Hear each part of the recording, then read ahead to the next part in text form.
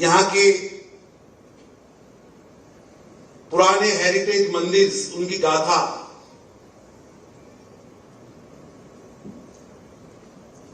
तेलंगाना की वस्तुकला, तेलंगाना की धातु कला, तेलंगाना की बीज, तेलंगाना की धरती के अंदर से निकलने वाला बीज रूपी सोना, उस सारी गाथा का उद्घाटन बहुत पुराने पुराने चित्रों के साथ यहां आयोजन किया गया है। उस सारी प्रदर्शनी का उद्घाटन माननीय राष्ट्रीय अध्यक्ष श्री जेपी नड्डा जी करेंगे और उसके बाद 7:30 बजे महामंत्रियों की बैठक रहेगी। कल सुबह 9:30 बजे राष्ट्रीय पदाधिकारियों की बैठक इसी कैंपस में रहेगी, जिसके अंदर देश के सभी प्रांतों से, सभी वर्गों से, सभी क्षेत्रों से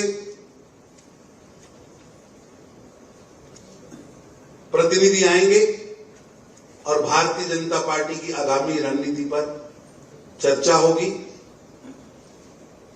2 बजे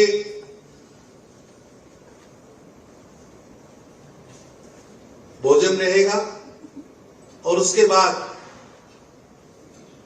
कल 2 जुलाई शाम 4 बजे से राष्ट्रीय कार्य समिति शुरू होगी।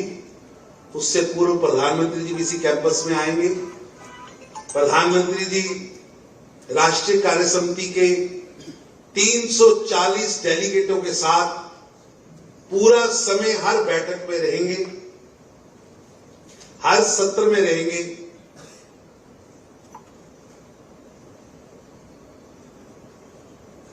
और 3 जुलाई को शाम 4 बजे राष्ट्रीय कार्य समिति समाप्त होगी और 4 बजे विशाल जनसभा को माननीय प्रधानमंत्री जी संबोधित करेंगे। मैंने आपके सामने 1, 2, 3 दिनों का कार्यक्रम रखा है। आपके ध्यान में होगा, कई लोगों के फोन आ रहे हैं कि तेलंगाना में कई बैठकें विधानसभा स्तर पर हो रही है। मैं आप सबको जानकारी देना चाहता हूं, भारतीय जनता पार्टी तेलंगाना प्रदेश ने 119 विधानसभाओं पर 2 दिन के प्रवास यानी 48 घंटे उस विधानसभा में भारतीय जनता पार्टी के पूरे देश के प्रतिनिधि 119 प्रतिनिधि वहां जाने की योजना बनाई थी। उस योजना की शुरुआत कल 30 अप्रैल से लेकर 2 जुलाई तक वो 119 प्रतिनिधि तेलंगाना की हर विधानसभा में जाकर लगभग 48 घंटे 7 बड़ी बैठकें करके आ रहे हैं, जिसमें बूथ से लेकर एक विधानसभा के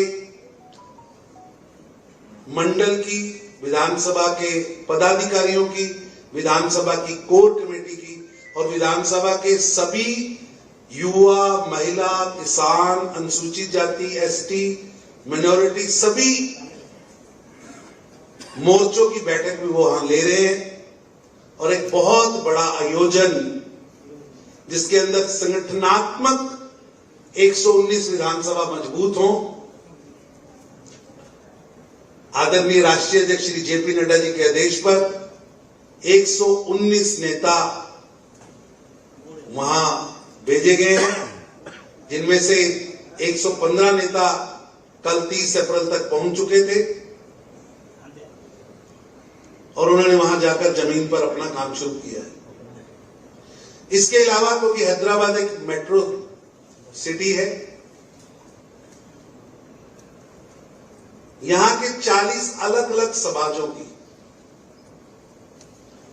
जो लोग यहां बाहर से आकर ठहरे हुए, यहां के नागरिक हैं, बाहर के रहने वाले हैं, ऐसे 14 समाजों की बैठक जिसमें बंगाली समाज, पंजाबी समाज, हरियाणा का समाज, राजस्थान का समाज, मध्य प्रदेश, ऐसे 14 समाजों की बैठक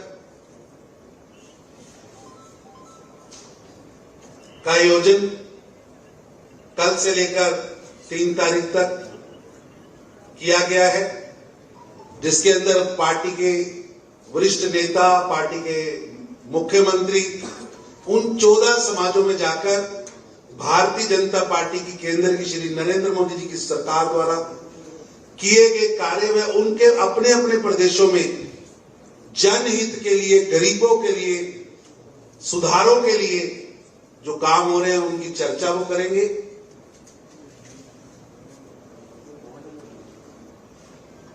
ये एक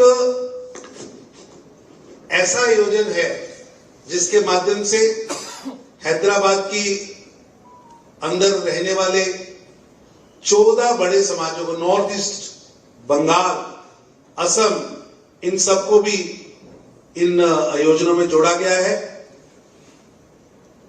अभी थोड़ी देर में माननीय राष्ट्रीय अध्यक्ष जी तेलंगाना की धरती पर पहुंचने वाले हैं, उनका जहाज लैंड होने वाला है।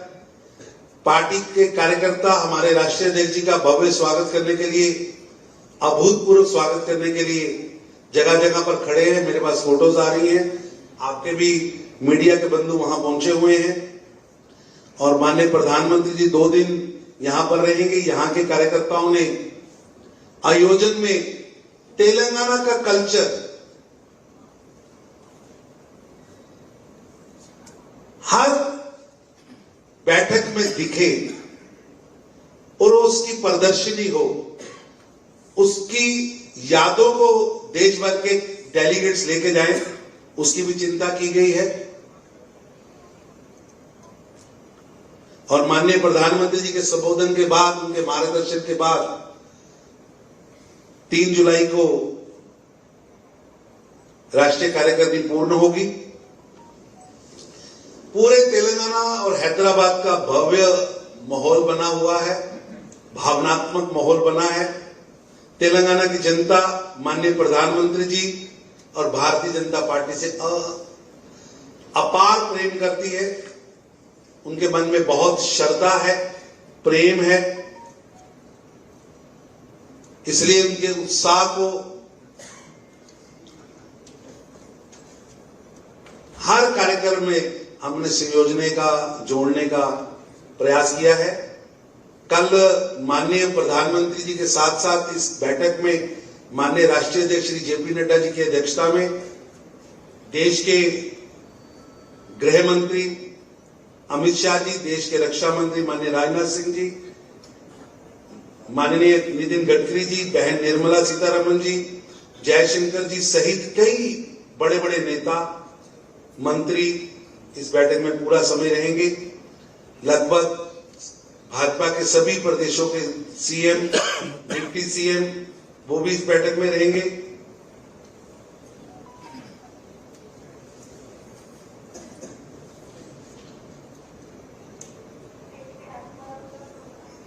ये एक बहुत बड़ा आयोजन, बहुत बड़ा संगम भारत के दक्षिण छोर पर तेलंगाना की धरती पर हो रहा है। मैंने आपके पास सारी विस्तृत जानकारी रखी है। जनता का आशीर्वाद मिल रहा है, आपका आशीर्वाद भी मिले। हमारी इस 3 दिन की कार्यसमिति का आयोजन सफल हो, उसके लिए मैं आप सबका भी आशीर्वाद, साधुवाद, सहयोग चाहता हूं। और मैं आपके ध्यान में यह भी लाना चाहता हूं कि हमारी केंद्र की मीडिया टोली आपको हर प्रस्ताव के बाद, बैठक की हर सत्र के बाद यहां मीडिया ब्रीफिंग होगी और उस मीडिया ब्रीफिंग के माध्यम से हम सब लोग आपको बार बार विषयों की जानकारी देते रहेंगे।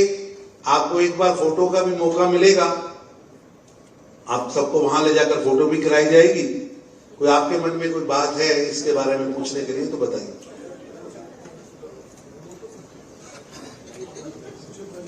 अच्छा, एक मैं आपसे, क्योंकि कई दिल्ली से पत्रकार भी आए हैं, बड़े बड़े वरिष्ठ चेहरे में यहां देख रहा हूं। हमने एक काउंटडाउन शुरू किया था कि टीआरएस की सरकार जा रही है और तेलंगाना में भाजपा की सरकार आ रही है, और भाजपा के कार्यालयों के बाहर हमने बड़ी बड़ी वॉच लगाई, जिसके अंदर आज इतने दिन, इतने घंटे, इतने मिनट उसमें प्रदर्शित हो रहे हैं। हर एक सेकंड का काउंटडाउन चल रहा है।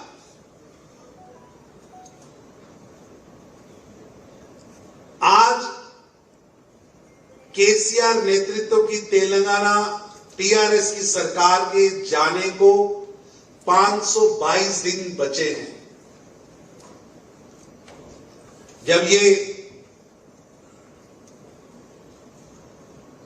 कार्य समिति और विजय संकल्प सभा होगी, जिसमें भाजपा के 35,000 बूथों की टोलियां संकल्प लेंगी प्रधानमंत्री जी के सामने, उस विजय संकल्प सभा में जब प्रधानमंत्री जी बोलेंगे तो उसके पूरे 520 दिन बाद तेलंगाना के अंदर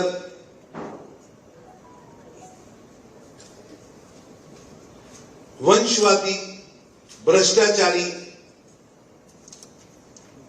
परिवारवादी नेतृत्व से छुटकारा मिलेगा और गरीबों के लिए काम करने वाली, बंगारू तेलंगाना का सपने को पूरा करने वाली, श्री नरेंद्र मोदी जी के आशीर्वाद वाली भाजपा की सरकार बनेगी। 522 दिन बाद, तो इसलिए आज 522 दिन रह गए हैं। Bye bye KCR, 522 days balance. इसका भी आप प्रदर्शन हमारे पार्टी कार्यालयों में जाकर देख सकते हैं। आपके मन में कोई विषय हो, वैसे तो मैंने सारा एक्सप्लेन किया है।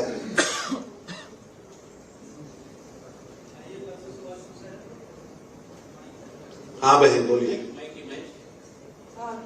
सर, आज सुप्रीम कोर्ट ने बीजेपी की फॉर्मर स्पोक्सपर्सन नूपुर शर्मा की एक स्टेटमेंट के बारे में बड़ा इंटेंस रिमार्क्स बनाया है। उसको सारे ऑपोजिशन पार्टी ने। बहन, आज इस कार्य समिति का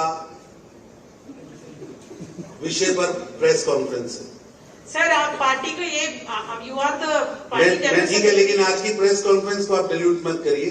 कार्य समिति बिल्कुल नहीं करेंगे सर। ये हाँ बहन बोलिए।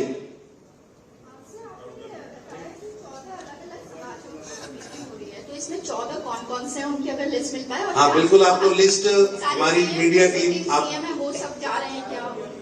आपको पूरा कार्यक्रम, कौन जा रहा है, कितने बजे जा रहा है और कौन सा स्थान रहेगा और लोकल कोऑर्डिनेटर कौन रहेगा, हमारे यहाँ के प्रवक्ता और मीडिया टीम आपको सुभाष जी, इसको आप सबको पीडीएफ आज मिल जाएगा।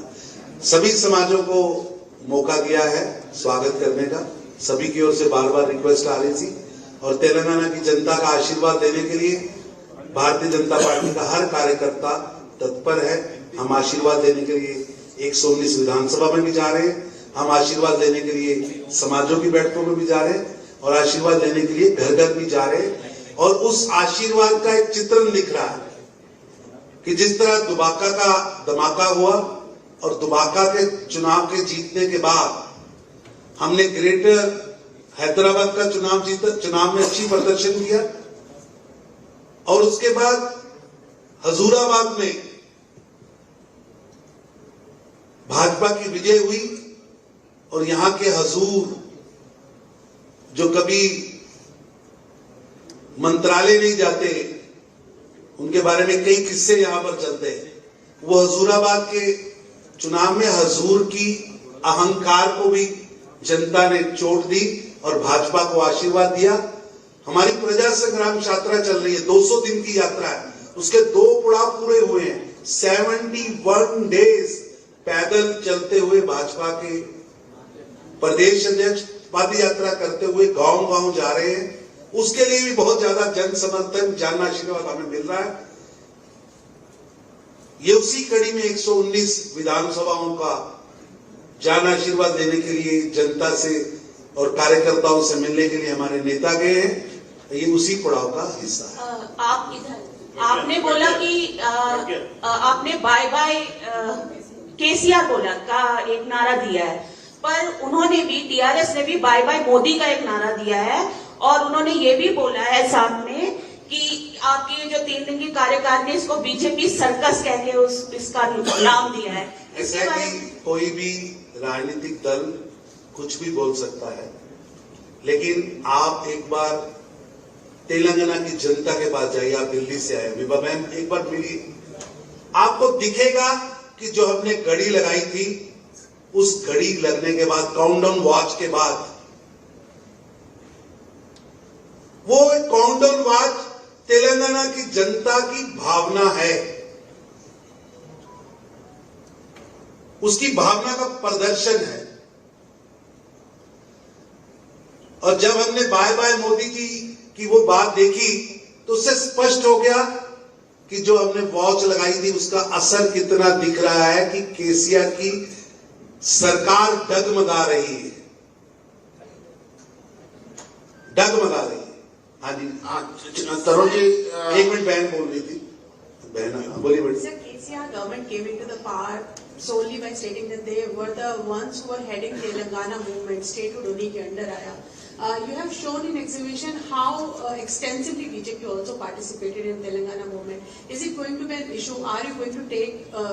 आप क्या TRS और KCR गवर्नमेंट को टेक ऑन करेंगे इस बात पर कि तेलंगाना मूवमेंट में बीजेपी का भी उतना ही योगदान था जितना वो अकेले क्रेडिट नहीं ले सकते इस बात? ऐसा है कि तेलंगाना मूवमेंट में तेलंगाना के हर नागरिक की भूमिका थी और भारतीय जनता पार्टी की भी उसमें बहुत बड़ी भूमिका थी। जिस तरह केंद्र में प्रस्ताव आया, आप उसकी अगर रिकॉर्डिंग निकालेंगे, श्रद्धेय हमारी नेता बहन सुषमा स्वराज जी का भी उस समय का भाषण एक ऐतिहासिक भाषण था और यहां की जनता ने आज भी कहीं जाएंगे तो सुषमा जी के बारे में, तेलंगाना बनाने के लिए उन्होंने जो किया है, जो भाजपा का योगदान है, जनता उसमें उस योगदान को पूरी श्रद्धा के साथ मानती है। तरुण जी, विषय ये आया कि केवल टीआरएस ने ही उस आंदोलन को चलाया है और उसका क्रेडिट लेने की कोशिश की। इसलिए आज जो फाउंडर्स मेंबर्स हैं, उस मूवमेंट के फाउंडर मेंबर्स, वो टीआरएस छोड़ चुके हैं और उसमें से ज्यादातर लोगों ने भाजपा ज्वाइन की है, क्योंकि केसीआर साहब ने जो सपना दिया था, जो वादा किया था बंगारू तेलंगाना बनाने का, यहां के नौजवानों को नौकरी देने का, यहां के साधनों का, संसाधनों का स्टेट के हित में प्रयोग करने का, यहां के किसानों को उचित स्थान देने का, उचित दाम देने का, यहां की दलित बंधु जो उन्होंने एक स्कीम की बात की थी वो इंप्लीमेंट नहीं हुई, जो उन्होंने बेडरूम देने की बात कही थी सभी गरीबों को, वो कोई पूरी नहीं हुई। इसलिए आज तेलंगाना के अंदर वादा खिलाफी का माहौल बना हुआ है और लोग अपने आप को, जो आप कह रहे हैं बिल्कुल ठीक है, लोग अपने आप को चीटिंग की है उनके साथ, ऐसा मानने के उनके साथ धोखा किया गया है केसीआर साहब द्वारा। एक जन आंदोलन से निकलकर सरकार तो बना ली और सरकार चला कौन रहा है? आज उनकी बेटी कविता चला रही है सरकार, आप जाके देखिए। उनके बेटे केटीआर चला रहे, उनके दामाद हरीश जी चला रहे। ये कोई भी व्यक्ति उस आंदोलन में नहीं था, ये विदेशों में नौकरियां करने वाले लोग, उनका कुटुंब आकर सरकार के ऊपर बैठ गया।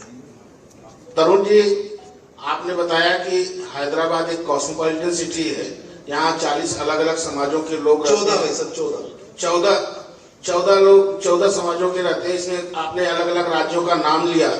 इसमें हिंदी भाषी राज्य जैसे उत्तर प्रदेश, बिहार, झारखंड, मध्य प्रदेश, केरल भी है, तमिलनाडु भी है, नॉर्थ ईस्ट भी है, असम भी है, बंगाल भी। नहीं, ये जो राज्य में पूछ रहा हूँ, इन राज्यों का भी कोई कार्यक्रम है? हाँ है। 14 जो हमने ज्वाइन किया है, उस 14 के अंदर हिंदी भाषी भी है, साउथ भी है, नॉर्थ भी है, ईस्ट भी है, वेस्ट भी है। चारों गुजराती वेस्ट, महाराष्ट्र वेस्ट वो भी है और ईस्ट भी है। पूरे भारत के जो यहाँ रहने वाले लोग हैं उनके 14 अलग अलग पार्ट्स बनाकर हमने कार्यक्रम रखे। तरुण जी, एक सवाल इधर से है, आवाज आ रही है सर? हाँ, आवाज आ रही है। हाँ, रविंद्र जी बोलिए।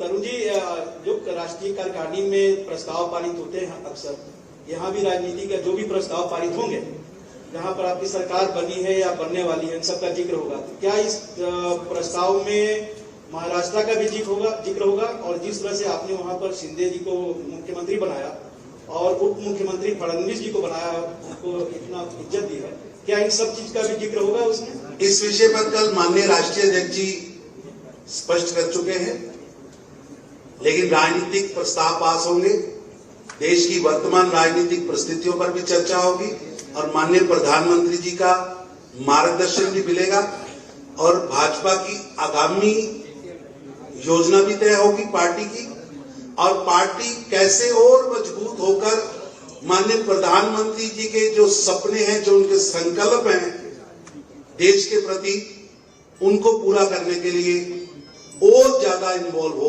और ज्यादा काम कर सके, उसके लिए पार्टी यहाँ विचार भी करेगी। आगामी जहां जहां चुनाव है उनकी रणनीति पर भी चर्चा। तरुण जी, रविंद्र जी के बगल से बोल रहा हूँ। एक सवाल मेरा ये है कि तेलंगाना के 119 विधानसभा सीटों में आपने अपने नेताओं को भेजा है 24 घंटे के लिए, 48 घंटे नहीं रहते, 48 घंटे के लिए। तो मेरा सवाल आपसे ये है, क्या इसकी रिपोर्ट भी पेश होगी? और दूसरा इसी से जुड़ा हुआ है कि कई जगह विरोध का मामला सामने है। खासकर ओम प्रकाश माथुर जी ने एक ट्वीट किया है जिसमें उन्होंने वीडियो डाला कि कांग्रेस के कुछ कार्यकर्ताओं ने उनके कार्यालय में हमला किया, जिला कार्यालय में, हनुमान कोंडा जिला में। तो क्या उस पर भी आप लोग कोई प्रस्ताव या कोई चर्चा करेंगे? ऐसा है कि निश्चित रूप से 119 जगहों पर कार्यकर्ता बाहर से, वरिष्ठ कार्यकर्ता बाहर से प्रतिनिधि के रूप में गए हैं, वो अपनी रिपोर्ट भी सबमिट करेंगे। ये पार्टी के विस्तार की एक योजना है, जनता के प्यार को संगठनात्मक रचना और पार्टी को वहां मजबूत करने की योजना है। वहां के मुद्दों को निकालना और उनको एड्रेस करना उसकी योजना है। अगर कोई पार्टी के, कांग्रेस पार्टी के लोगों ने ऐसा किया है तो मैं समझता हूं दुर्भाग्य है। देश के अंदर सबके लिए राजनीतिक वर्किंग करना स्वतंत्रता है।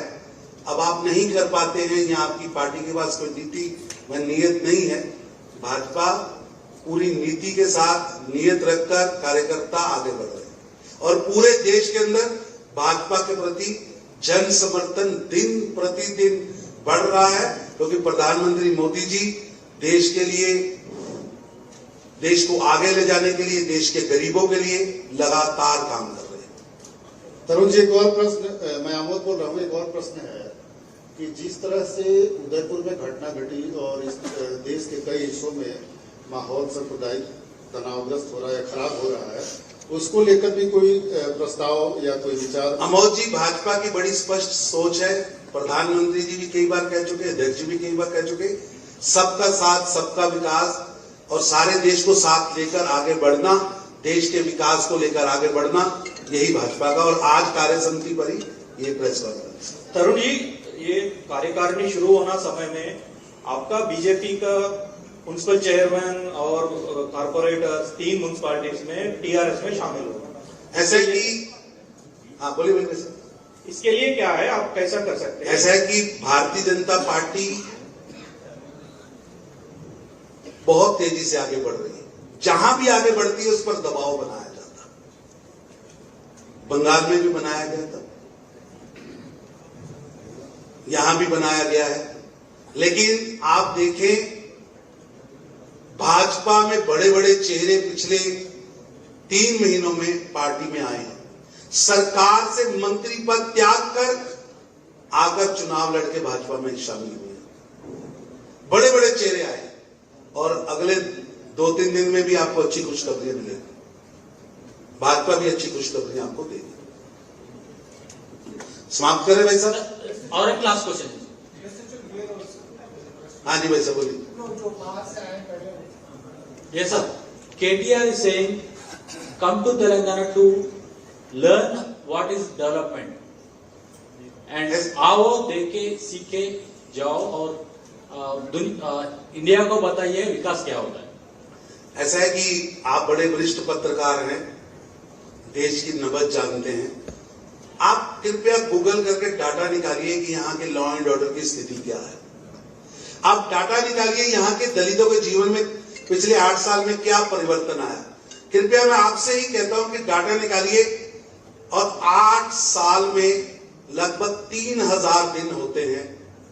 मुख्यमंत्री जी 30 घंटे के लिए भी मुख्यमंत्री कार्यालय नहीं गए। ऐसे 50 बिंदु हैं जो मैं यहां बोल सकता हूं। सरकार कैसे चलती है, शाम क्या होती है, रंगीन कैसे होती है, उन बातों को मैं छोड़कर कार्य समिति पर ही रहूंगा। हाँ जी भाई साहब। मिस्टर, ये जो आप this countdown clock you talked about was switched off the day after it was started at your headquarters in the city, the state party headquarters in the city. Do you have any idea if it has been restarted? और लगातार चल रही है। नहीं चल रही है, 2 दिन से तो बंद था। आप जिस दिन खोले थे नेक्स्ट मॉर्निंग बंद हो गया था। Cops went, police went and they said you have to shut it down. It was shut down. 1 minute के लिए भी बंद नहीं भाई साहब। और मैं आपको, हमारा मीडिया विभाग रोज ट्वीट करेगा चलती हुई वॉच का। और ये वॉच केवल भाजपा कार्यालय पे नहीं लगी है, ये वॉच तेलंगाना की करोड़ों जनता के दिल पे लगी है।